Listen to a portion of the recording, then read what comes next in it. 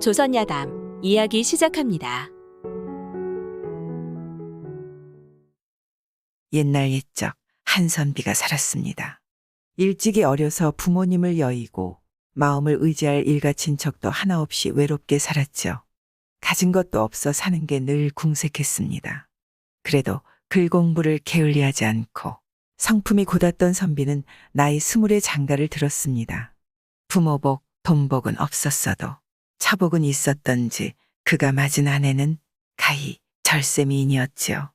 그 미모가 어찌나 출중했던지 누구나 한 번 보면 눈을 뗄 수 없었고 바느질 솜씨가 뛰어나 살림 또한 잘 꾸려갔습니다. 이 선비는 이런 아내의 덕으로 근근히 살아갔습니다. 그러던 어느 해 늦은 겨울이었습니다. 몇 해 동안 친정을 다녀오지 못했던 저는 고향에 설새러 가기를 정했죠. 생각해보니 자신에게 시집와서 없는 살림 꾸려가느라 고생만 했던 아내가 가엾지 뭡니까. 기꺼이 허락하고 함께 나섰습니다. 먼 길을 떠나는 터라 말 한 피를 얻어 아내를 태우고 선비는 말고삐를 잡고 걸어서 며칠 동안 가게 되었습니다. 그렇게 가던 어느 날 밤이었지요. 여러 날을 가야 하니 묵어갈 곳을 찾는 터에 하룻밤을 묵기 위해 주막에 이르렀습니다. 막 잠을 청하려던 깊은 밤에 밖에서 사람들이 떠들어대는 소리가 들려오는 게 아니겠습니까? 이 깊은 밤에 웬 소란이란 말인가. 선비는 놀라 일어나 등불을 켰습니다. 그때 방문이 벌컥 열리더니 풍채가 산만한 건장한 남자가 들어오는 것이었습니다. 등불에 비춰보니 이목구비가 또렷하고 인상이 매우 용맹해 보였죠. 놀란 선비는 의연한 척 일어나 맞으며 묻습니다.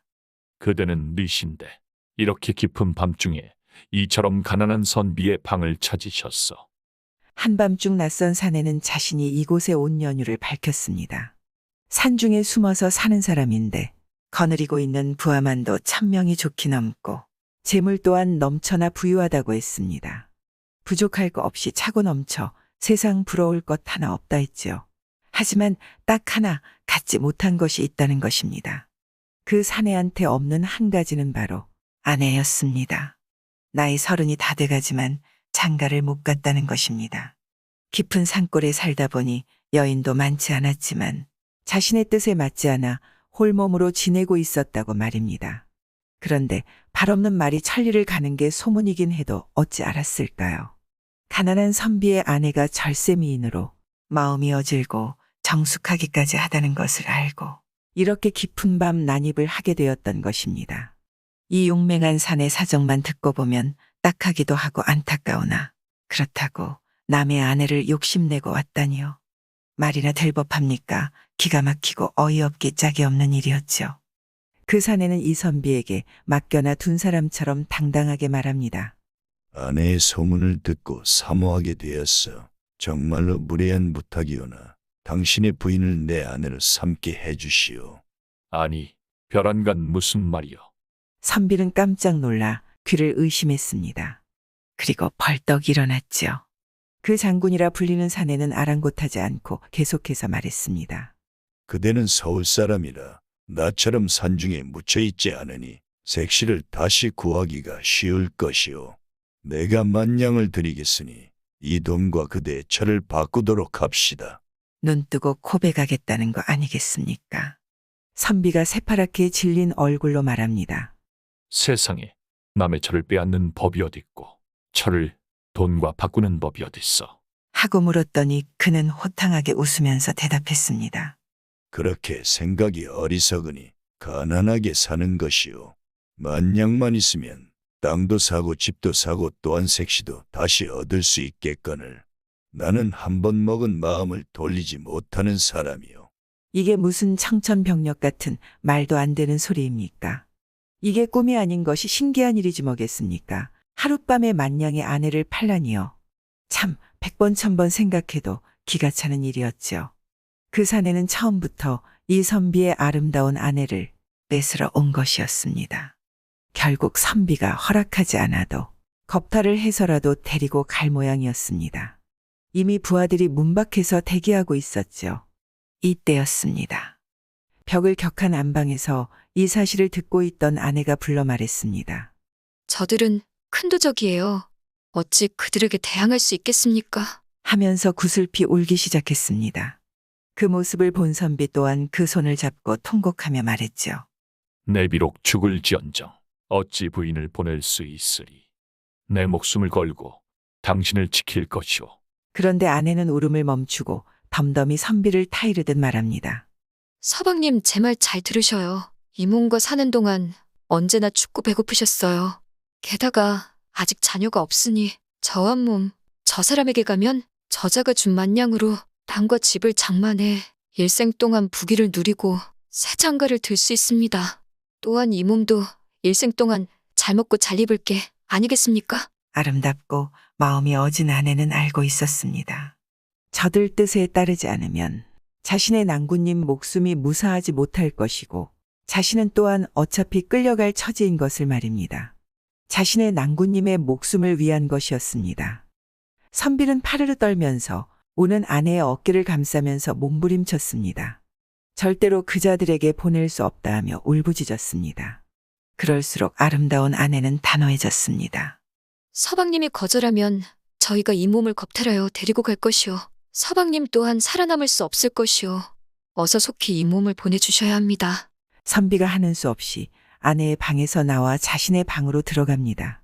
그때 낯선 사람 하나가 웃으며 말합니다.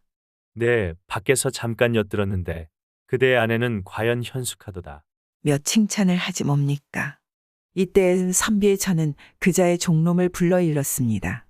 내가 장군을 따라가겠으니 머리 빗고 세수하고 옷 갈아입을 동안 너희들은 교자와 하인을 대기하게 하라. 이미 선비는 넋이 나가 망연자실 방 안에 우두커니 앉아 있는데 방문이 열리고 돈만냥이 들어왔지요. 선비는 끌려가는 아내와 돈만냥을 보니 너무나 슬퍼서 문지방에 머리를 부딪히며 애통해했습니다. 하룻밤 사이 이 무슨 변이란 말입니까? 밖에 들려오는 소리가 아내가 드디어 여러 도적들의 옹의를 받으며 교자를 타고 나가는 게 아니지 뭡니까? 그리고 낯선 사람은 흡족한 웃음을 지으면서 너무 크게 상심하지 말라며 작별을 고하고는 떠났습니다. 이 선비는 어찌 살까요? 만냥으로 어찌 저리도 아름답고 마음씨 어진 아내를 구할 수나 있단 말입니까? 선비가 통곡하며 아내가 있던 안방으로 들어갔습니다. 그런데 이게 웬일입니까? 꿈인가 생시인가 분명히 교자를 타고 나간 아내가 여전히 아름다운 얼굴로 곱게 앉아있는 게 아니겠습니까? 이게 어찌된 일이오. 의아해하는 선비를 보았지요. 아내는 선비를 안심시키며 자초지종을 말해주었습니다. 아름다운 아내는 이랬던 것입니다. 이 아내한테는 몸종이 하나 있었습니다. 근근히 살아가는 가난한 살림이었지만 딱한 사정으로 구걸하며 사는 한 여인을 몸종으로 거둬주었던 것이었습니다. 그 몸종의 생김이 이 아내와 닮았던 것이었지요. 해서 아내는 자신과 비슷하게 생겼기에 그 애를 치장하여 대신 보냈던 것입니다. 그 애도 도적에게 시집가면 잘 먹고 잘 입고 대우받으며 살 수 있으니 여기 있는 것보다 나을 거라 생각했던 것입니다. 아름다운 아내의 기지로 모두가 살 수 있었던 것입니다. 선비는 너무나 기뻐서 크게 소리를 지르며 아내를 보고 또 보았죠. 하룻밤 사이에 천당과 지옥을 오갔던 것입니다. 그렇게 부부는 만냥을 가지고 시골로 돌아가 밭과 집을 사서 부자가 되었습니다.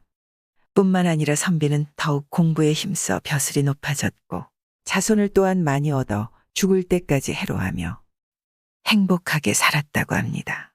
하늘이 무너져도 솟아날 구멍은 있다 했고 호랑이 굴에 들어가도 정신만 바짝 차리면 살 수 있다고 했습니다. 가난한 선비의 아내의 기지로 부부는 목숨을 구했고 몸종은 새 삶을 살게 되었습니다. 때로는 사방이 막혀서 도저히 헤어날 구석이 없는 것 같아도 반드시 방법은 있기 마련이겠지요. 구독과 좋아요와 함께 오늘도 좋은 날 되세요.